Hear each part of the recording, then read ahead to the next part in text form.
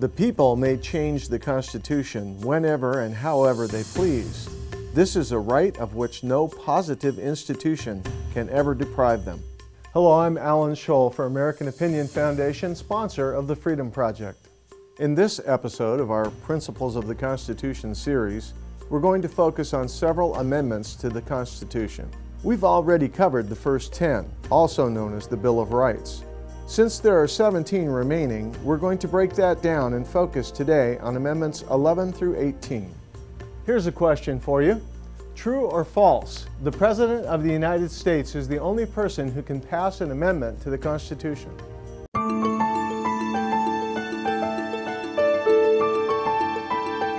The answer is false. The only way the Constitution can be ratified is with a 3/4 vote from the states. At no point is the President involved in the process. When our founders created the Constitution, some felt that the words should be set in stone forever. Others felt that as time passed, our country would change, necessitating changes in the Constitution. Since its creation in 1788, there have been 27 amendments spanning more than 2 centuries, or roughly one every 8 years. There are 2 ways to amend the Constitution, but since one has never been used, we're going to focus on the primary method. In order to pass an amendment, the bill must first be approved by a 2/3 majority of both the House of Representatives and Senate. Once it is passed, it goes on to the states for approval. Since this usually takes a while, an expiration, normally 7 years, is placed on the amendment to be ratified by the states. To officially become an amendment, 3/4 of the country must approve the bill. At no point does the President have a role in the amendment process. The President does not have the power to veto or approve any proposed amendment. The 11th Amendment was passed in 1795. It defines judicial powers of the United States and the federal government on foreign nationals and the limitations of the citizens to sue states under federal law. 9 years later, in 1804, the 12th Amendment was ratified. It lays out guidelines for electing the President and Vice President by ballot votes. Jumping ahead to 1865, the 13th Amendment accomplished the abolition of slavery in the United States. Moving on, the 14th Amendment was passed 3 years later in 1868. It defines U.S. citizenship and all privileges that come with it. It also strengthens the right to due process and equal protection. In 1870, the 15th Amendment was ratified. Also one of the more popular amendments, it guarantees every U.S. citizen of age the right to vote, no matter what their race, color, or status. The 16th Amendment is a favorite of the IRS, the Internal Revenue Service. Passed 43 years later in 1913, it provides the federal government the power to collect income taxes. That same year, the 17th Amendment was passed, providing for the direct election of U.S. senators. 6 years later, in 1919, Prohibition was put in place. The 18th Amendment prohibited the creation, transportation, and sale of alcohol. As we all know today, that amendment was eventually repealed. But more on that in our next lesson. Do you think you have all that? Let's find out. Question 1. Not including the Bill of Rights, how many constitutional amendments have been ratified? A. 10, B. 17, C.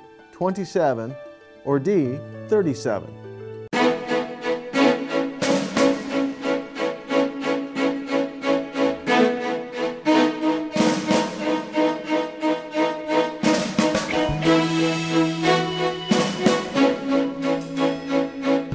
The answer is C. There are 27 amendments to the Constitution. However, since the Bill of Rights contains 10, that leaves 17 remaining. Question 2. True or false? Amending the Constitution requires approval by 50% of the states.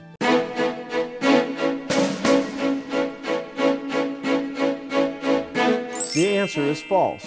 After being approved by both houses of Congress, 3/4 of the states must also approve the bill. Question 3. The 12th Amendment establishes election guidelines for A. President and Vice President, B. Senators, C. Supreme Court Justices, or D. State Governors.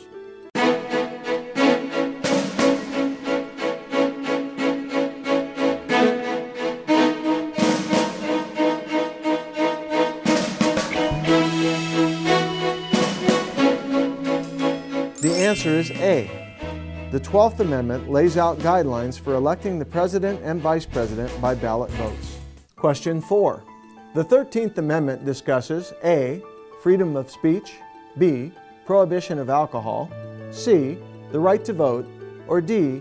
The abolition of slavery.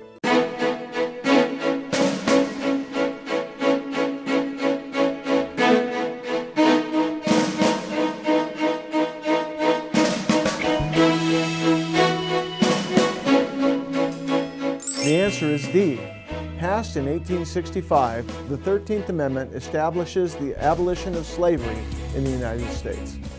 Question 5. True or false? The 15th Amendment guarantees every U.S. citizen of age the right to vote.